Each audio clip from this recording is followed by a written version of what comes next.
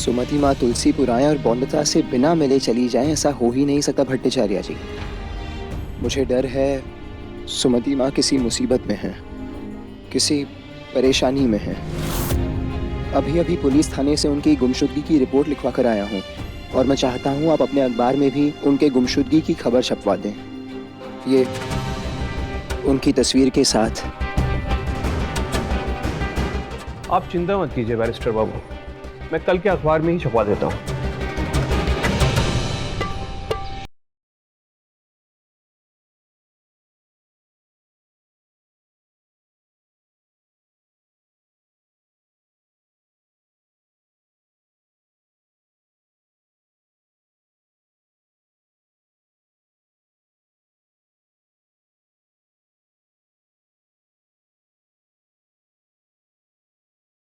इतना सारे श्रृंगार, कितने सारे गहने पहना तो दिया आपने, पर इन्हें खोलने में पूरा दिन लग जाएगा मेरा।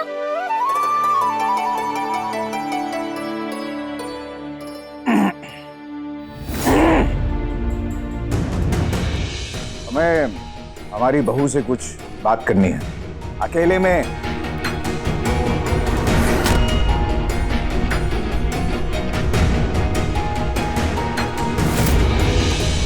काका ससुर जी देखिए ना कितना श्रृंगार कराया है। ऐसा लग रहा है जैसे इसके वजन से कहीं झूलती ना रहो। करना पड़ता है बहू, ये रस्मों में ये सब जरूरी होता है। आज तक रॉय चौधरी बहू होने के नाते तुम्हारे जो भी कर्तव्य थे, जो भी फर्ज थे, तुमने बहुत अच्छे तरीके से निभाए। और आज भी एक पत्नी होने के नाते एक बहुत बड़ा कर्तव्य निभाने जा रही हो तुम। इसीलिए चाहे जो हो, पर सारी रस्में निभानी होंगी तुम्हें। हाँ काका ससुर जी, क्यों नहीं निभाऊंगी मैं रस्में? अभी तक जो जो आपने कहा वो सब किया है ना मैंने।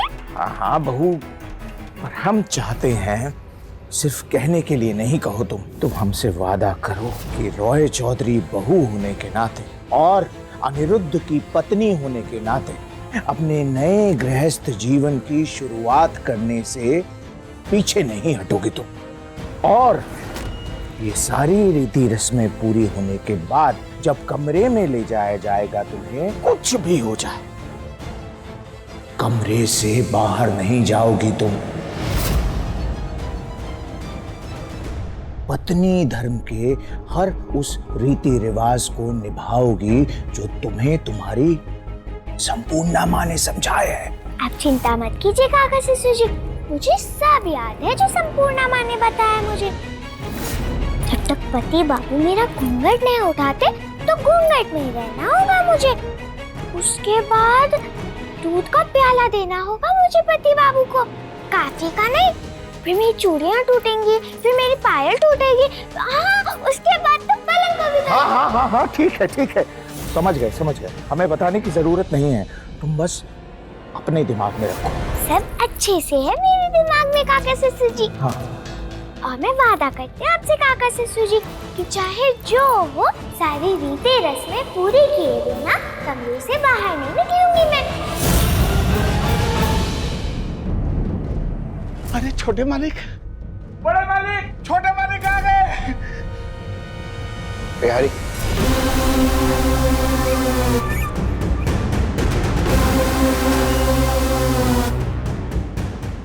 हाय मेरी माँ, बाहर है क्या? बताइए ना पति बाबू। मैं भी गई थी तीरथ पर हम सब तो कब के तीरथ से वापस लौट आए। वो क्यों अकेले वहाँ रुकेंगी? वो भी हम सबके साथ वापस आ गई थी तीरथ से। क्या जवाब दो बौंदता को, कहाँ है उसकी माँ? क्या हुआ? आप उन्हें लेने गए थे ना पति बाबू? तो कहाँ है मेरी माँ? बताइए ना। बौंदता, सुमति माँ तीर्थ से वापस नहीं आई हैं, लेकिन मेरा वादा है उन्हें जल्दी वापस लाऊंगा घर में। अनिरुद्ध सुमति को कहीं ढूंढने ना चला जाए। मुझे कुछ करना होगा। अब बोंदिता चले, रस्में शुरू करने का वक्त हो गया है ना। और आप भी जाइए और रस्मों के लिए तैयार हो जाइए। हाँ, अगली पूनम की रात को आ जाइएगा जरूर, और बेफिक्र रहिए, अनिरुद्ध पूजा में बैठेगा भी और सारी रीति रस्में भी निभाएगा। जानते हैं ना, आज आपकी शादी को अगले पड़ाव पे चढ़ाने वाला पहला दिन है। चले बोंदिता। संपूर्णा माँ, कोई रस्म वसम नहीं करने वाला मैं। अब जा रहा हूं मैं। अरे अनिरुद्ध बेटा,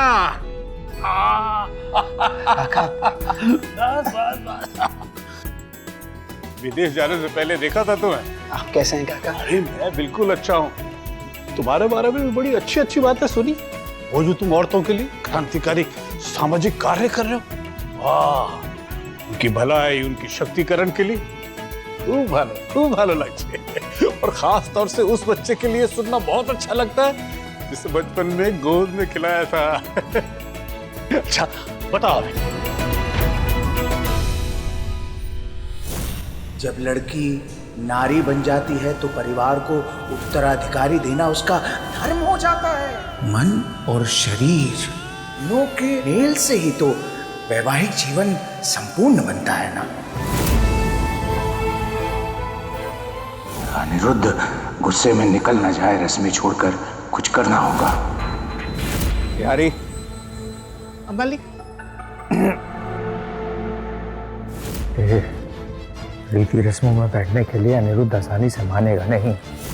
उसकी नई युवा सोच, क्रांतिकारी विचार उसे ये करने नहीं देगी। जड़ी बूटी वाला लड्डू खिलाना ही पड़ेगा उसे। एक बार वो लड्डू खा लिया तो होश में नहीं रहेगा, और हम जो कहेंगे वो करेगा, चाहे जो।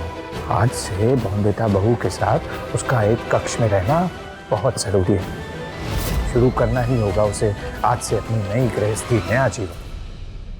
पक्का ना बड़े मालिक? दीवार बना रहे हैं। कच्चा पक्का क्या होता है? और हम कुछ गलत कर रहे हैं क्या? नहीं। अरे महामारी के बाद हर लड़की को पति पत्नी के बीच एक नया रिश्ता शुरू करना होता है। ये ऋतु शुद्धि रीति रस्में जिस जिस घर में होती है ना, वहां 1 साल के अंदर बच्चा भी खेलने लगता है। और अगर हमारे यहाँ नहीं आएगी खुशखबरी तो लोग किस पे उंगली उठाएंगे? अरे किस पे लांछन लगाएंगे? हमारी बहू पे ना। इसलिए जो समाज की पद्धति है उसका पालन तो करना ही होगा, वही कर रहे हैं। चलो फिर।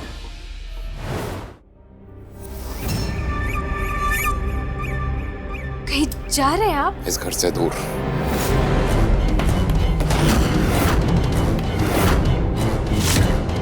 आज नहीं तो कल बोंदिता की माँ का सच अनिरुद्ध को पता चली जाएगा। तो मेरे में हिम्मत नहीं अपने बेटे का सामना करने की। आप चिंता मत कीजिए, मैं अनिरुद्ध से बात कर लूंगी। कोई उससे कुछ बात नहीं करेगा, कुछ भी हो जाए। अनिरुद्ध और बोंदिता तो यही मानेंगे ना कि मैंने ही मारा है, इसलिए मेरा जाना ही सही है। सुमति बेशी जिंदा है, सच कह रही हूँ।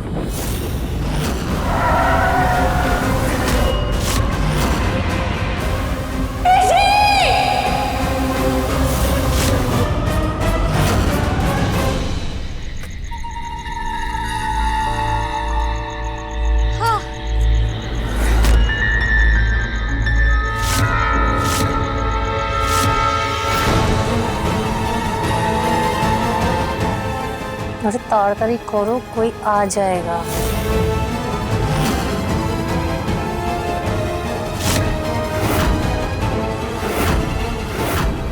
सुमति पोती कब तक बेहोश रहती, इसलिए हमेशा के लिए नींद में सुला रहे हैं आपको।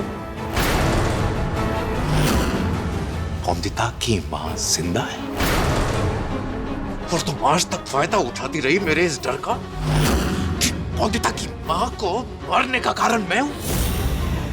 इतनी झूठी और शातिर हो तुम, कितनी शातिर हो। मैंने ये सब मेरे माँ बाबा के कहने पे किया है। ये पूरा खेल तो मेरे माँ बाबा ने शुरू किया था।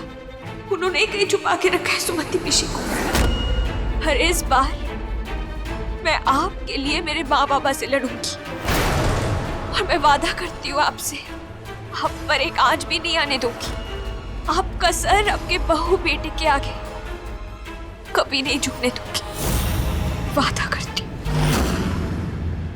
हाँ सुमति बहन, संपूर्णा बिटिया की भलाई के लिए आपको मरना ही होगा। अब चाहे अनिरुद्ध बाबू जमीन आसमान एक कर ले, आपको कभी नहीं ढूंढ पाएंगे।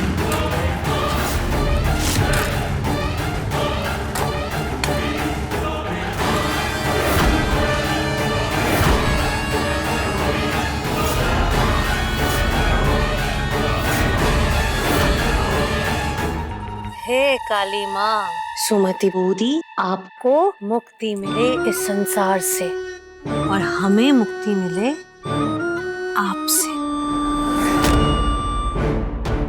पूजा के लिए पति पत्नी को बुलाइए।